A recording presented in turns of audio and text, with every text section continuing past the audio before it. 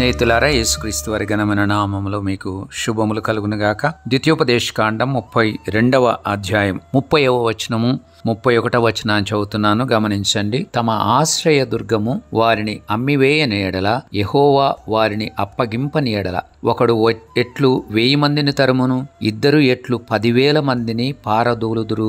31వ వచనం, వారి ఆశ్రయ దుర్గము మన ఆశ్రయదుర్గం వంటిది కాదు, ఇందుకు మన శత్రువులే తీర్పరులు. ఇక్కడ వ్రాయబడిన ఈ వాక్యాన్ని మీరు గమనించినట్లయితే, ఇశ్రాయేలు వారి యొక్క వినికిడిలో మోషే గారు ఒక కీర్తన పలికినటువంటి మాటల్ని మనం చదువుకున్నాం.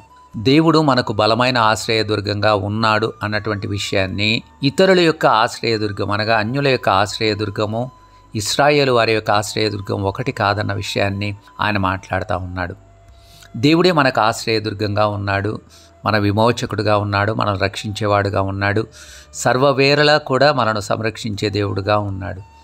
కానీ మన దేవుడు మనకు ఆశ్రయంగా లేకపోతే మనల్ని ఒక్కడు 1000 మందిని తరిమేటువంటి వాడుగా ఉంటాడు. అనగా ఇశ్రాయేలు వారిలో 1000 మందిని అన్యజనుల్లో ఉన్నటువంటి ఒక్కడు తరిమివేయగలిగిన పరిస్థితి వస్తుంది.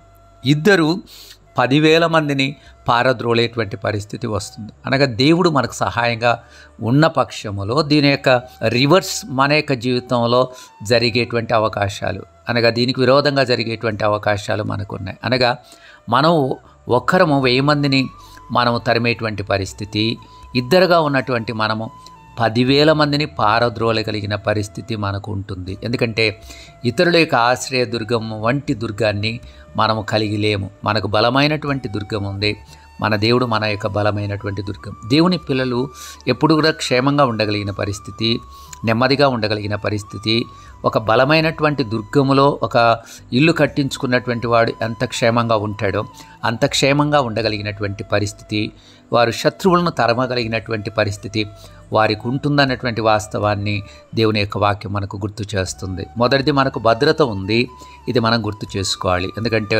బలమైన దుర్గం మనకు ఉంది కాబట్టి, మన చుట్టూ ఉంది కాబట్టి. రెండవది, దేవుడు మన శత్రువులను మన చేతికి అప్పగిస్తే ఒక్కొక్కరం 1000 మందిని తరమగలము, ఇద్దరుగా ఉన్నటువంటి వారు 10,000 మందిని కూడా తరమగలిగిన పరిస్థితి. కాబట్టి మీరు ఒంటరిగా ఉండవచ్చు, మీ యొక్క పరిస్థితుల్లో మీరు ఇద్దరిద్దరుగా ఉండవచ్చు, లేకపోతే ముగ్గురుగా ఉండవచ్చు, సంఖ్యాపరంగా మనం తక్కువగా ఉన్నామని భావిస్తూ ఉండవచ్చు. కానీ మన దేవుడు మన పక్షంగా ఉంటే మన శత్రువులు మనం తరమగలిగిన వారంగా ఉంటాం. సంసోను ఒక్కడే అయినప్పటికీ కూడా 1000 మంది ఫలిష్తీయుల్ని తాను హతం చేసిన పరిస్థితిని న్యాయాధిపతుల గ్రంథంలో మనం చూస్తాం. కాబట్టి దేవుని బిడ్డలుగా ధైర్యం వహించండి, దేవుడు మీ పక్షాన ఉన్నాడన్న వాస్తవాన్ని గుర్తిద్దాం. బలమైన దుర్గంలో మీరు ఉన్నారని గుర్తించి, దేవుడు మన యొక్క శత్రువును మనకు అప్పచెబుతాడన్న వాస్తవాన్ని మనం ఎప్పుడు గుర్తించి, దేవుని మీద ఆధారపడుతూ మన యొక్క విశ్వాసయాత్రను మనం కొనసాగిద్దాం.